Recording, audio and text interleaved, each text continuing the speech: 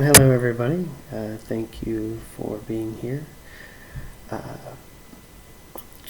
I'm a little shocked at how bold Scientology is being. What they did to D.O.A. in liaison with the LAPD didn't shock me. It made me really sad. Because that's a reality that is still there, despite shoving it in their face.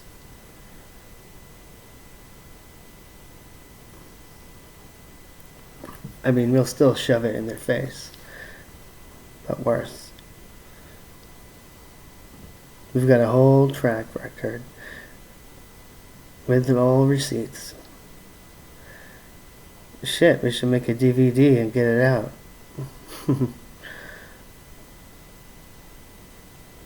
Something of that nature, because it will come out. This is not going to stop until it's over. And sure, I speak for myself, but when I look at the determination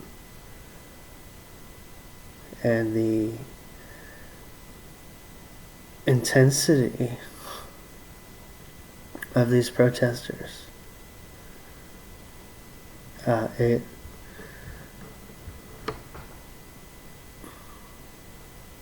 don't know how to describe it. It definitely encourages me. But they are men and women of honor. And we know who they are. They're fighting the good fight in that zone of combat. You see, the streets is a zone of combat. There are other zones just as important. Sure, you may overpower the opponent in one area, but in other areas it may be different. If you think about it, you can come up with some that may or may not be in reality that Scientology is using. If you really think about it, leave that up to you.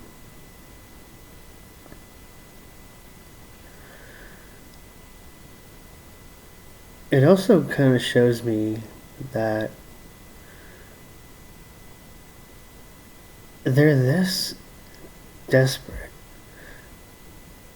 which is starting to really set in. One of the things that I had as a PTSD fear was if I get in contact with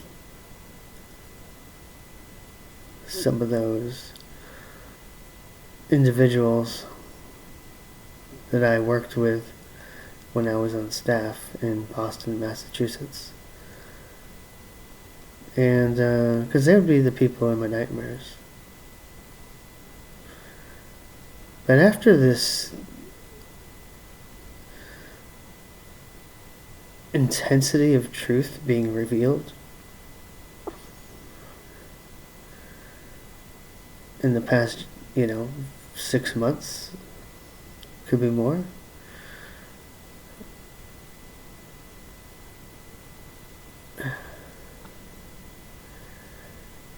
There's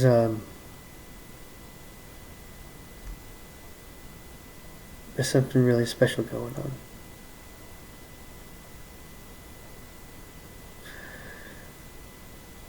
As I've said to people on these videos, and to those who are new, thank you for watching. I'm just me. I am an ex-Scientologist staff member.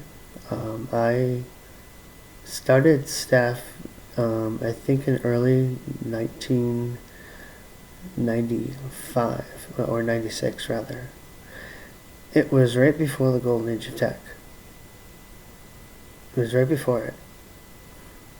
And so I got to experience all of that all the way through till about 2011. I was usually a staff member. Well, a few of those years, I was a public. I wasn't very active as a public. I enjoyed my freedom.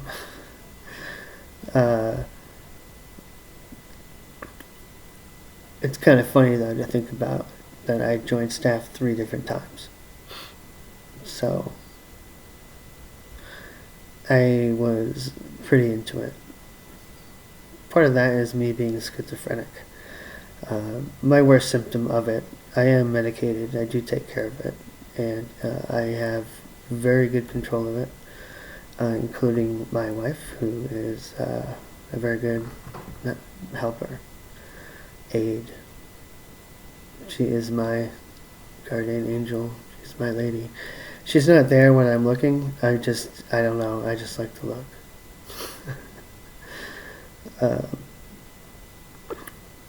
So,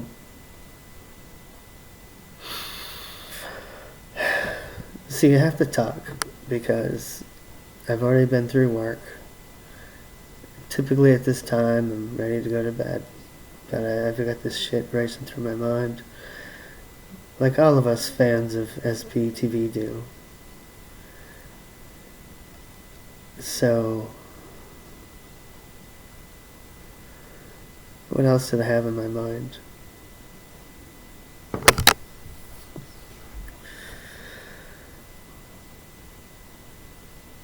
Yeah, I just want to go back to how desperate Scientology is from the top. It's unbelievable that they use thugs to get D.O.A. live on live stream and bold. That's fucking desperate. Because that's not a guaranteed win, man. That's saying, like, you own this place. You own the police. You fucking don't. And that's easy to prove. Sure, you've got your dealings,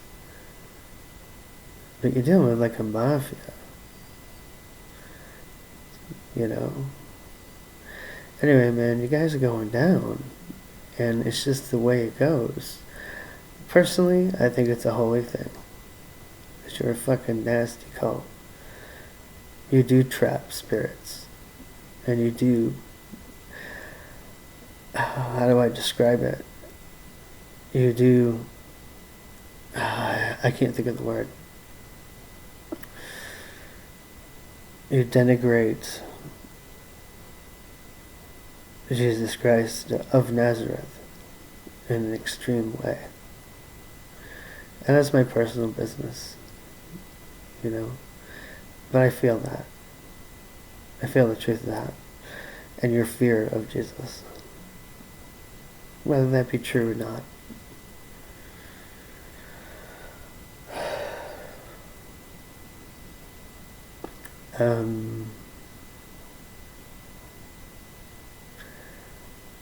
There are a lot of other signs and revelation that are taking place. I'm not the only one who's seen these and understand it. And I think what's happening with Scientology is a sure sign for me. It's okay to call me crazy, because I kind of am. So you know, the people who do understand schizophrenia, I have, it's a spectrum. It's a spectrum. It used to be, actually, autism used to be part of schizophrenia in the early days. But due to its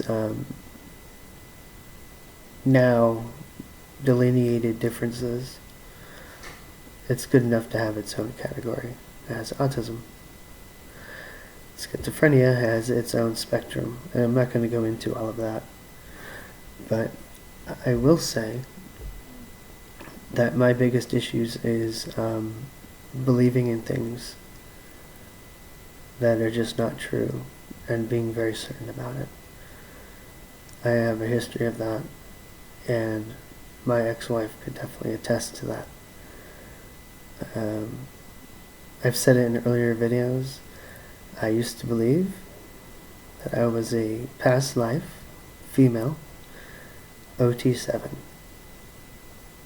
and that was one of the foundations of my breakup. There are so many other factors involved, and I take responsibility for it, for what I'm responsible for. And my mental health was not good. It was never addressed, but just fed. It was just fed. I'll give you an example. So,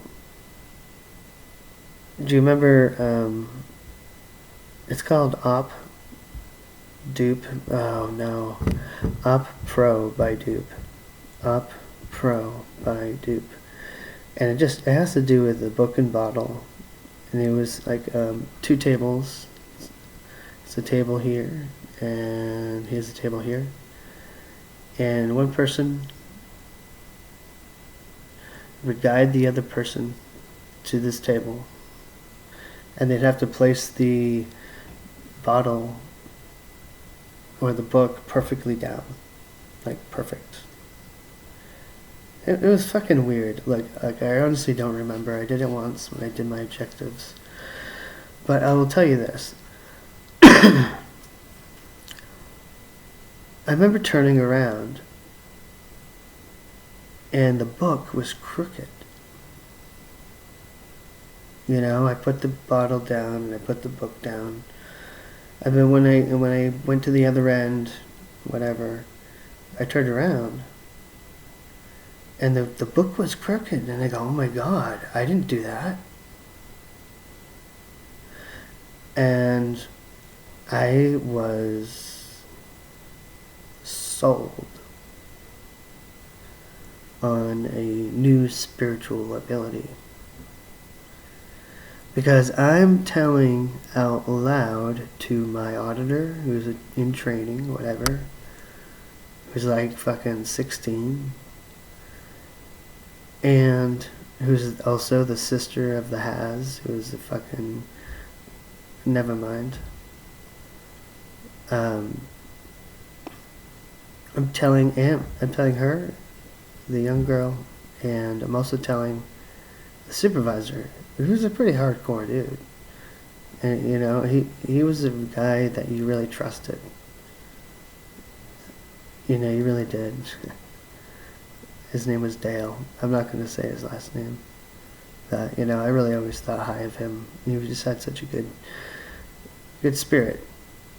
And I think he went the good way and left Scientology. I really hope so. I really hope so. We'll find out someday. See, man, I go down these trails and I forget what I'm talking about.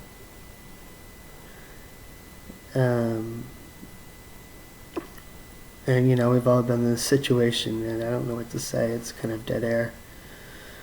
It feels good to get that off my chest. There's a lot to talk about, and I feel good. I'm ready to start talking about some things. It's like, you know, it's getting loose, you know? It's getting loose, and I have stuff to spill out. Alright, well, thank you.